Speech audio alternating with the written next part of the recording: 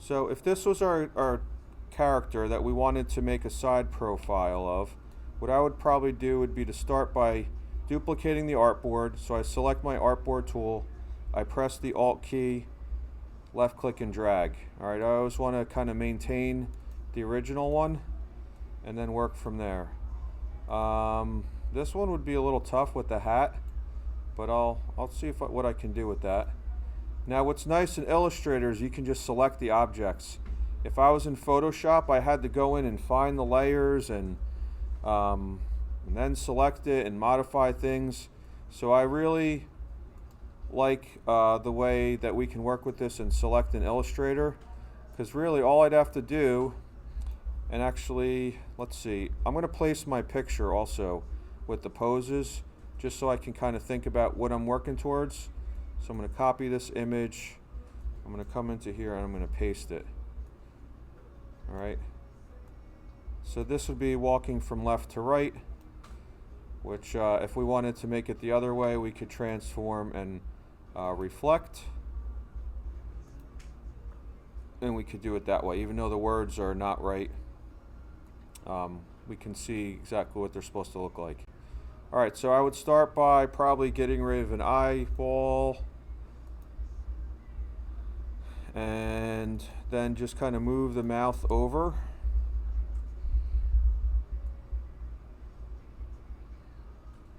Probably like half off.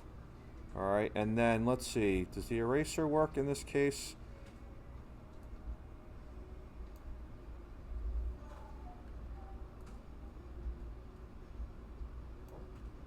Yes, it does. Alright, so that's good.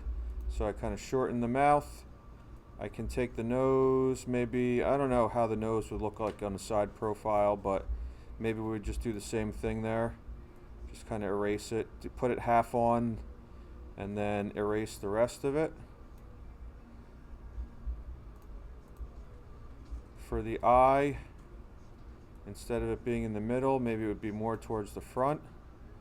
Something like that. And then this was an ear, so we're definitely not going to see that ear on that side. We'd probably just bring this one over here, and yeah, you don't really see it that way.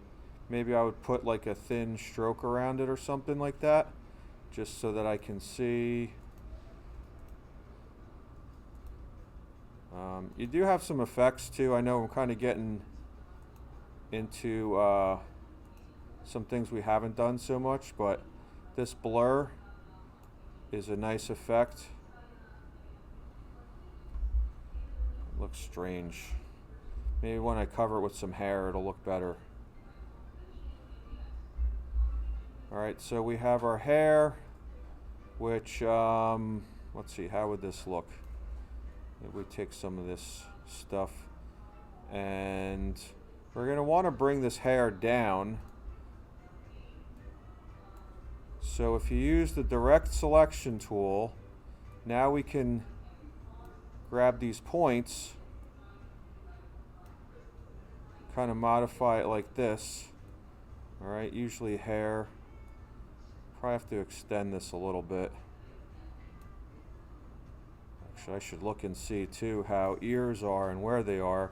I think they're in alignment with the eye. So we would move this up kind of to there. You know, something like that.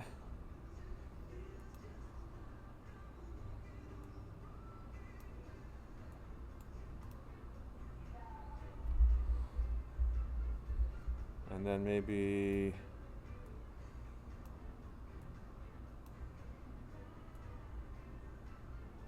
so I'm just moving these shapes around. I'm using the direct selection tool to fine-tune the path. Alright, so it made a path out of all these shapes. I could also add points if I wanted to have more control over it. So like in this case, I could kind of bring this down like this. Remember, if I want to get some curvature to a line, I can go into the pen tool and do this convert point. And now I can make these curved lines so it doesn't look like so choppy.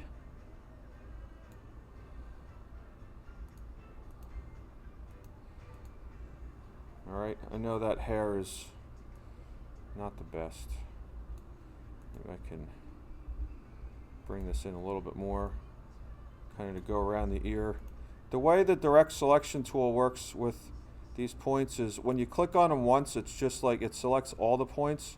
So you kind of click once, and then you click on it again, and then it usually will select. Alright, so maybe not the best hair, but it definitely looks more like a side profile than it did before. So then we would get on to arms and legs. So let's see, a side profile, you obviously wouldn't see this in here. In Photoshop I did some erasing. We'd want to kind of separate this. So I think there's a knife tool that we can use to do that. Not the slice. Or scissors or knife. Yeah, let's try the knife. See if we just go right through this.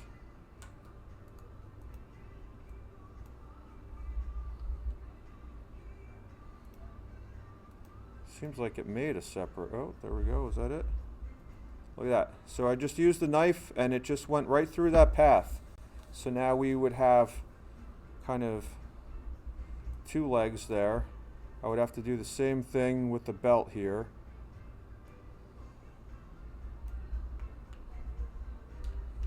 And I think, you know, proportionally wise, we are about 2/3 the width looking from a side profile than we are from a front profile. So I'm going to just kind of shrink this stuff down, and then I can kind of expand this to here. That leg is still going to be used, just not in the same place.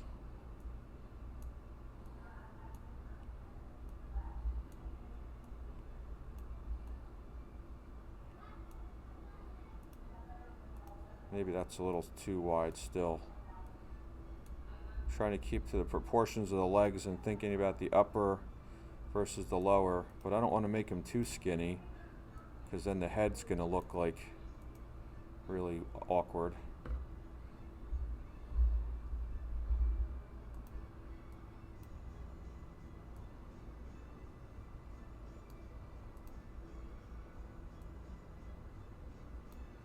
So we're just kind of playing around with these proportions to get them to look somewhat good.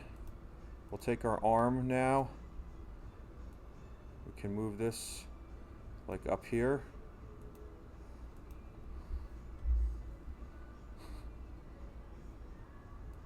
What is that shape? Don't know what that was.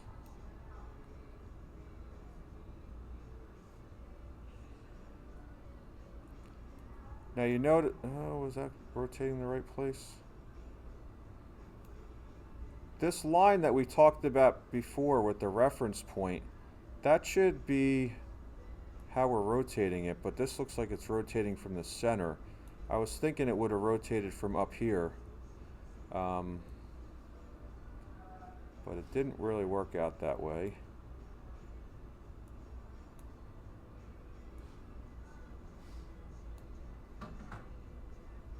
So we get something like that, and then I can reflect again to get the leg in the opposite direction. You might want to group these things together at first, and then arrange and send to back.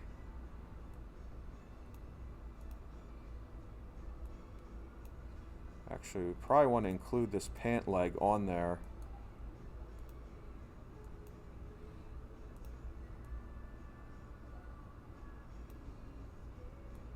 Group this all together. That way you can move it together, but if you double click it, then we get into the sub-selection mode. All right, I think a lot of you have done this by accident at times and you don't know why things are grayed out, but here's where it becomes useful. All right, because when it's all grouped together, it's good for selecting and moving. but it's not good if we wanted to make our positions or our poses. Alright, so if we wanted to now go in here and kind of get a leg bend, now you have this where you can keep clicking, and then from doing that you can manipulate the parts. Alright, but this I think would be, you know, a decent side profile. The only thing I don't really like is up in here where we have the shirt kind of extending. So let's see, I'm going to group these arms together so that I can kind of move that out of the way. Yeah, because normally we would have, you'd see the edge of the shirt here kind of coming and showing some of that. So I'm just going to try to modify this a little bit. Again, using our that tool. I don't know about that one. Let's see, how does that look? Yeah, because it's kind of open in the front there.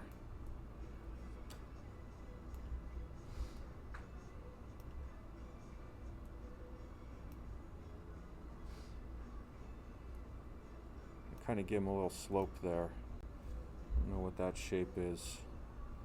Alright, let's see how that looks. Looks like his shoulder is kind of like a little deformed there.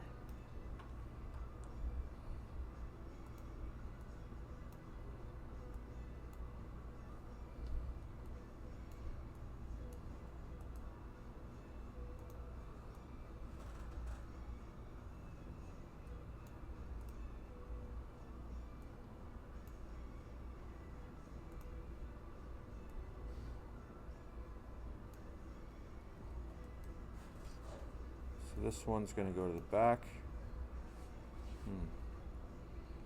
Alright, if you have something like this, so I want this to go behind there on the other side, but it's not doing that by doing arrange, send the back. It's probably because the layers are, one is in front of the other. Let's see.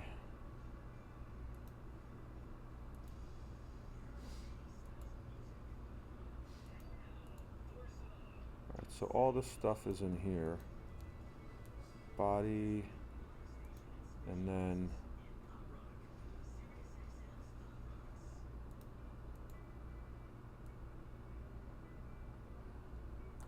can I move this down? There we go. So now it's back. No, it's still not. So I want it to be behind this. It looks like it is.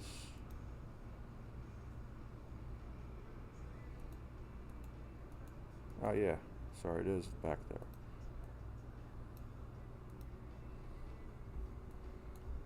And then this one would be this over here. So that would be your basic pose, and then we would just have to bend the arms, right? Alright, so this area in here I'm still not too crazy about. I don't know if we could modify this hat. There are some transform tools with, I thought there was a perspective one in here.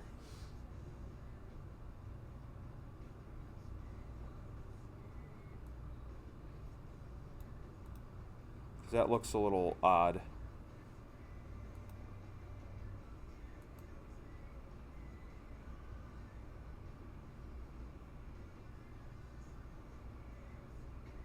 Alright, well, I'll work with that a little bit more, but that's the basic concept. You're moving things around, changing shapes a little bit, so that we now have a side profile of our character to go along with our front profile.